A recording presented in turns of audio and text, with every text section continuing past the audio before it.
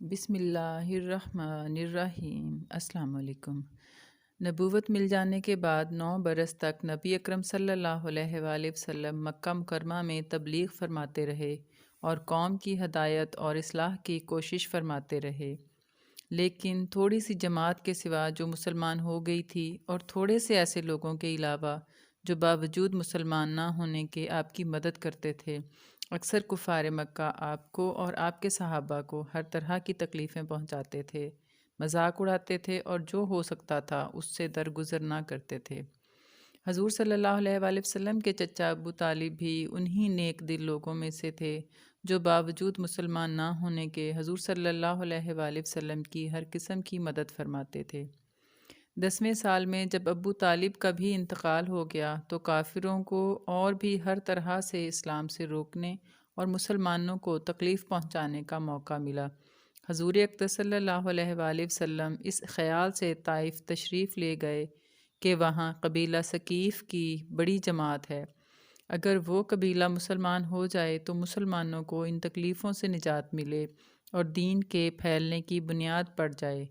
وہاں پہنچ کر قبیلے کے 3 سرداروں سے جو بڑے درجے کے سمجھے جاتے تھے گفتگو فرمائی اور اللہ کے دین کی طرف بلایا اور اللہ کے رسول کی یعنی اپنی مدد کی طرف متوجہ کیا،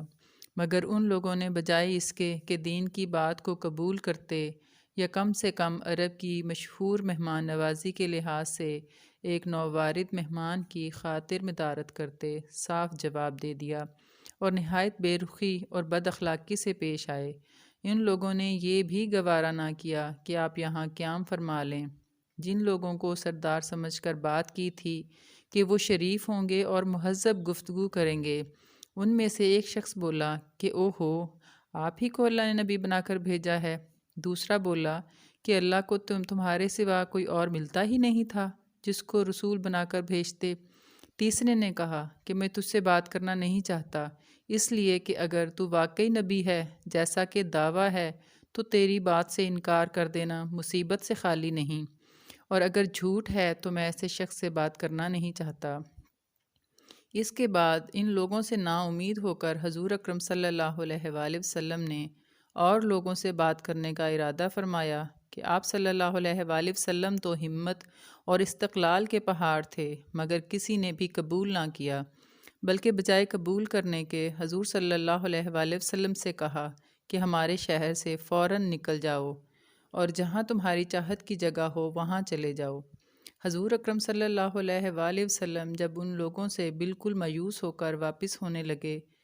تو ان لوگوں نے شہر کے لڑکوں کو آپ کے پیچھے لگا دیا تاکہ آپ صلی اللہ علیہ وآلہ وسلم کا مذاق اڑائیں، تالیاں پیٹیں،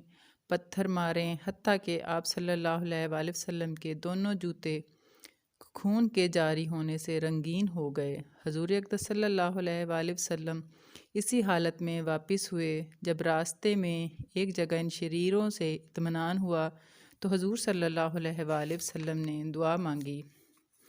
مالک الملک کی شان قہاری کو اس پر جوش آنا ہی تھا کہ حضرت جبرائیل علیہ السلام نے آ کر سلام کیا اور عرض کیا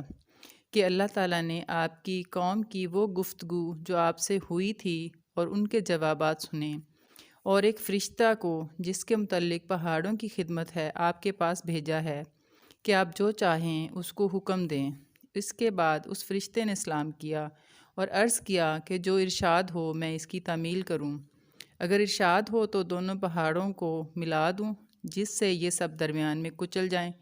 یا اور جو سزا آپ تجویز فرمائیں۔ حضور صلی اللہ علیہ وآلہ وسلم کی